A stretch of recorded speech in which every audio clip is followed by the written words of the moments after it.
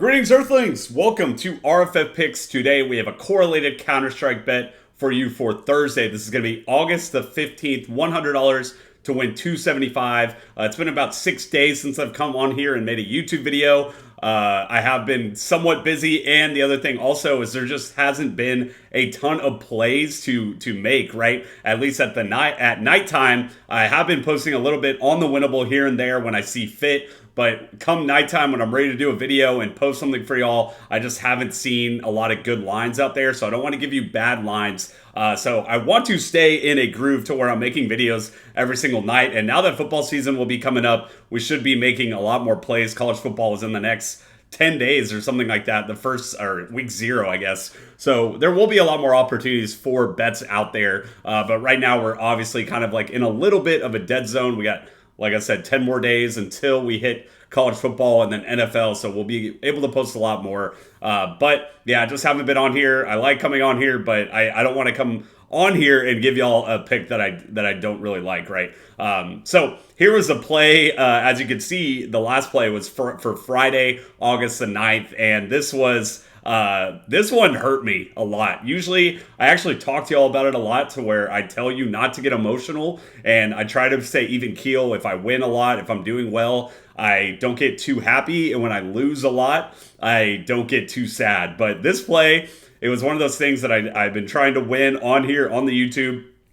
And I watched it like all the way through, both maps, both games between these two teams, the Mongols and Eternal Fire. It looked very good. Everything was going in our power. And this Mazzino guy, he ended up getting like 7 kills within the last 3 rounds. And the last kill of the entire game was him getting a kill. So it was just very sad. I sat there for like 5 minutes just in shock that we ended up losing this play. You could just see it, how close a lot of these plays can be. I mean, we had 17, 29. We were obviously 1 kill away from hitting this. So just wanted to talk about that a little bit. Obviously, we didn't end up winning. But the last play that I did end up posting for Counter-Strike, and as you can see, this is from Tuesday. So I don't even think this entire day I've even posted a play on Winnable at all. I actually went on and posted this play on the Winnable, and I probably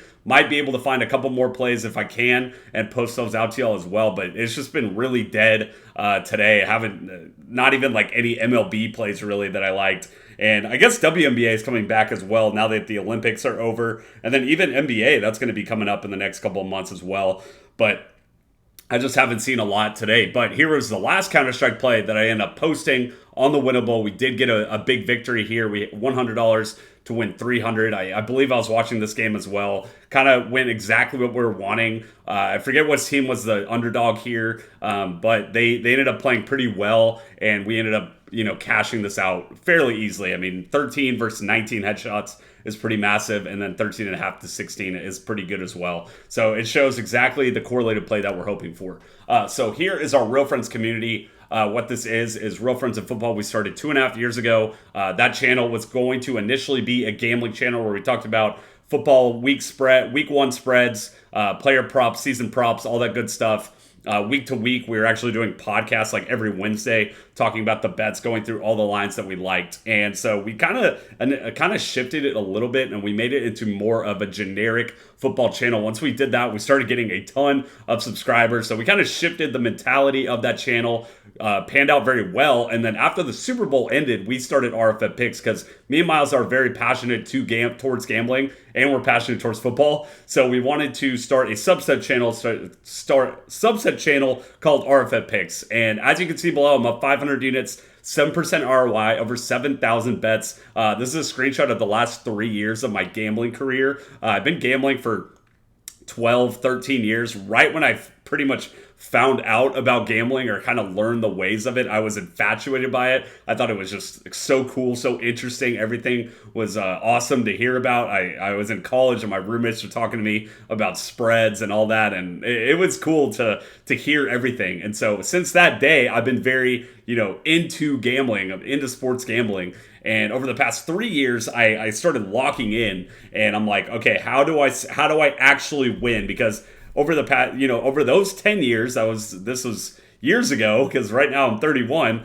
So over that time period, I would say I was kind of more of a casual gambler. I was betting a lot of money lines, doing a lot of parlays, all that kind of stuff. And over the past 3 years, I've been doing these bets are strictly the three things that I talk about. I do villain gambling. What that is you want to be on the sportsbook side. You think about sportsbooks, you think about Vegas, you think about all the lights, all the hotels, all the casinos, all that.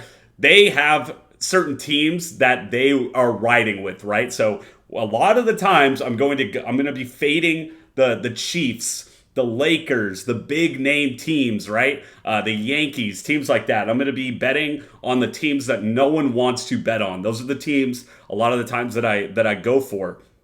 And another thing, I also take like these PrizePicks bets. Most of the time, I actually prefer when I see unders. When I see unders, I get infatuated by it. I'm like, all right, this is an under, because a lot of times, even people that probably watch this channel, they like to bet on the overs. The overs, it's common sense. It's a lot of fun when, week 1, Ravens versus Chiefs, Thursday Night Football, everyone is going to be cheering for a Lamar, Patrick Mahomes head-to-head shootout. And I'm the opposite. At least when I have money on it, right? I'm going to be betting on the under. I see an advantage on betting on the under, because a lot of times these prices are going to be inflated. But the other thing we also do around here is EV positive gambling and correlated betting. Correlated betting is the new wave, especially when it comes to these PrizePicks slips. So this is our winnable. What this is, it's just an easy way to get our picks. Our free plan is going to be $0. So usually I'll most likely do 2 plays on that at night. And then in the morning, I'll usually post a free play as well. And then if you sign up for the free plan on Winnable, you will get a text or email, depending on what you sign up for. You'll get a text immediately of the play, and you click the link, and it'll come directly to your phone. And you can just click link, post it, and make the bet. If you want to sign up for the MVP plan, that's going to be all of our plays, all the bets that we make, all the bets that I make. I will not make a bet without sharing it to the MVP plan. I put all the bets that I make on there. Like you can see here, I'm up 500 units over the past 3 years. And if you want to sign up for that, that's going to be $100. And then if you want to sign up for free, type in code RFF at the checkout, and it'll be free for a month. Finally, this is going to be the play. I had already panned to it, but I was already done with my spiel anyways. So what we're doing here, we're doing correlated betting. We have 2 teams, 2 guys on Counter-Strike going against each other. We have Gamer Legion going against Aurora Youngblood. So I talk about it in every video. What we're hoping for here is we're hoping for a long, drawn-out match. We want a competitive match between these 2 teams. If this happens, it's very likely that both of these guys are going to reach their kill totals. Because if you don't know, the way Counter-Strike works is they go best of 13 rounds within each map. Map 1 and map 2, they go best of 13. So there was actually the first time that I'd ever seen it since watching Counter-Strike like religiously. I finally saw a 13-0 map. Or I don't remember. I think it was like a map 3. It was a map 3. 13-0. And so that would be the opposite of what we're hoping for here. That would be if one team comes out there and just stomps it entirely, and they kill the team and the team's defeated. And I bet you if you were to go look at the kill totals on the team that got 0, their number 1 player probably got like 4 kills on that one map. And then even on the opposite side of a team that stomped one team 13-0, I bet you the top guy maybe only got 10 kills, because he didn't have a lot of opportunities to get kills, because there's only 13 rounds within that map. And so what we're hoping for here is the opposite. We're going for more. I kind of talked about it, right? When it comes to NFL, we're hoping for like a back and forth duel. We see it all the time in sports, to where if one team's doing good, the other team's doing good, they're going back and forth. And that's what we're hoping for here. We're hoping for a 13-10, 13-11 type matchup. And if that happens, I talk about it in fantasy football, what we're hoping for: more minutes, more playing time